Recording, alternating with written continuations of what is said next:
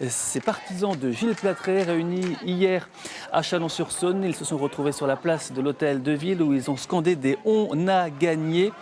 La droite reprend donc la ville après un mandat de Christophe Sirugue, battu par le chef de son opposition municipale. Voyez les chiffres de ce premier tour, un peu plus de 52% pour Gilles Plattret, donc au premier tour. Une défaite sévère et amère. Le socialiste Christophe Sirugue ne pensait pas être sanctionné à ce point. Retour sur cette soirée à Chalon-sur-Saône avec Anne Berger et Damien Rabézen. Ont obtenu liste Launay, 1531 voix, 10,22%. Liste Dufresne, 721 voix, 4,82%. Liste Plattret, 7844 voix, 52,38%. Liste Sirugue, 4878 voix, 32,58%. J'adresse mes félicitations à l'équipe de M. Des résultats sans appel. Christophe Sirugue savait que la partie serait difficile. Il ne prévoyait pas une défaite aussi lourde. Loin des applaudissements qui saluent la victoire de son adversaire, il le reconnaîtra après avoir regagné son bureau qu'il n'a pratiquement pas quitté de la soirée.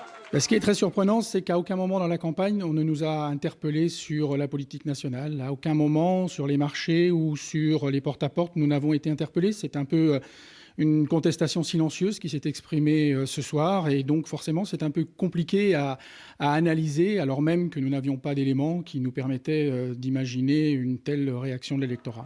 Juste en face de l'Hôtel de Ville, dans sa permanence de campagne, Gilles Plattret, au même moment, savoure son succès et s'étonne même d'un score qu'il n'espérait pas vraiment aussi élevé. C'était une hypothèse de travail, mais je dois dire que c'est vrai qu'on est nécessairement surpris par l'ampleur de la mobilisation. Des gens qui ont beaucoup voté, les Chalonnais qui sont déplacés aux urnes massivement et qui ont exprimé un choix qui est très très clair dès le premier tour de scrutin. Donc c'est vrai que pour nous, ça nous donne un sentiment de responsabilité énorme pour la suite des opérations et surtout de l'action qu'on va pouvoir mener. Une élection au premier tour qui se profilait déjà dès les premiers résultats. Bureau après bureau, la tendance se dessine sous les yeux de Chalonnais de plus en plus nombreux et d'une candidate du Front National qui ne s'attendait pas, elle non plus, à son score. Pas du tout, mais je pense que les bureaux de centre-ville n'ont pas encore été dépouillés et que les pourcentages, rassurez-vous, vont baisser. Le score ne baissera pas et il en dit long lui aussi sur le malaise qui vaut à la première ville de Saône-et-Loire de rebasculer comme il y a 6 ans.